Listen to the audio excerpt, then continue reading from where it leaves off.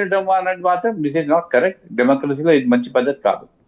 Right. అల్జాబర్ గారు, అంటే ఈ ప్రభుత్వం ఉండదు అనేటువంటిది కొన్ని సందర్భాలు ఇప్పుడు మీరు మాట్లాడారు కానీ ప్రారంభంలో కొంత బీఆర్ఎస్ బీజేపీ ఈ ప్రభుత్వం ఎక్కువ రోజులు ఉండదు, డబుల్ ఇంజిన్ సర్కార్ వస్తుంది త్వరలో అని మీరంటే మా ప్రభుత్వం వస్తుందని బీఆర్ఎస్ అంటాం.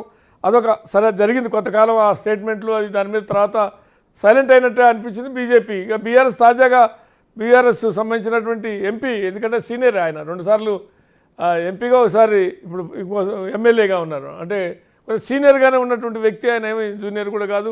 ఆ రకమైన కామెంట్ చేయడం వ్యక్తిగతమా లేకుంటే ఇంటెన్షనా లేకుంటే యాదృచ్ఛికమా, అంటే అది పార్టీ డైరెక్షనా లేకుంటే అది ఎవరికి లాభం జరుగుతుంది అనేది ఉంటే మాత్రం పర్టికులర్గా కొంతమంది వ్యాపారస్తులు, బిల్డర్లు, రియల్ ఎస్టేట్ వాళ్ళు ఫండింగ్ చేస్తాం అంటాం అనేది అక్కడ కొద్దిగా నిర్దిష్టంగా కనపడుతుంది.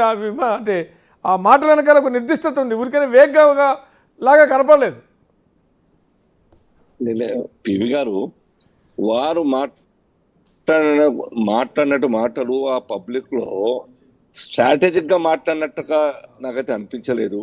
చాలా ఫ్లోటింగ్ కామెంట్స్ లాగా మాట్లాడడం జరిగింది. బట్ ప్రజల్లో మాత్రం కాంగ్రెస్ సర్కార్ పట్ల చాలా చాలా వ్యతిరేకత ఉన్నది. ప్రజలు అనేక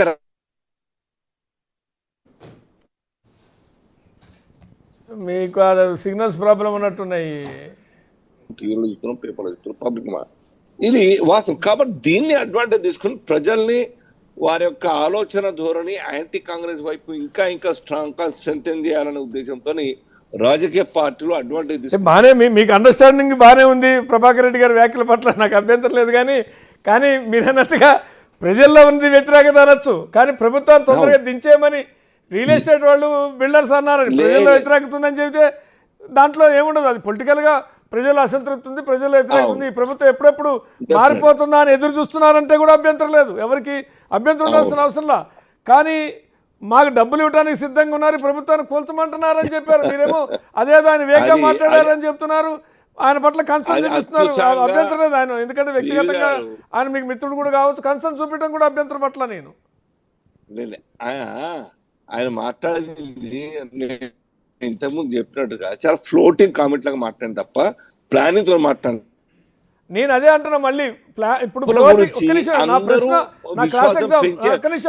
అల్జాబర్ ఇవర సీనియర్ పొలిటీషియన్, నేను ఏమంటున్నా ఫ్లోటింగ్లో మాట్లాడితే ఈ ప్రభుత్వం కూలిపోవాలని ప్రజలు కోరుకుంటున్నారు, ఈ ప్రభుత్వం ఎప్పుడు పడిపోద్దాం అని ఎదురు చూస్తున్నారు, ఈ పదాలన్నీ ఎన్ని మాట్లాడినా అభ్యంతరం లేదు. కానీ ఒక నిర్దిష్టంగా కొంతమంది సంప్రదిస్తున్నారు, ప్రభుత్వాన్ని మార్చాలంటున్నారని ఫ్లోటింగ్లో ఈ పదాలు వస్తాయని ఐ డోంట్ బిలీవ్. ఇది సీనియర్, నాకన్నా 30 years 40 years ఇండస్ట్రీ గౌరీ గారు చెప్పాలి ఈ విషయంలో, ఎందుకంటే ఆయనకన్నా జూనియర్ కాబట్టి నేను నాకు అంత పరిజ్ఞానం లేదు. ఈ దశలో డబ్బులు ఇస్తాం మేము, పడగొట్టండి అనే వ్యాపారం సిగ్నల్స్ ప్రాబ్లం ఉంది మీ దగ్గర.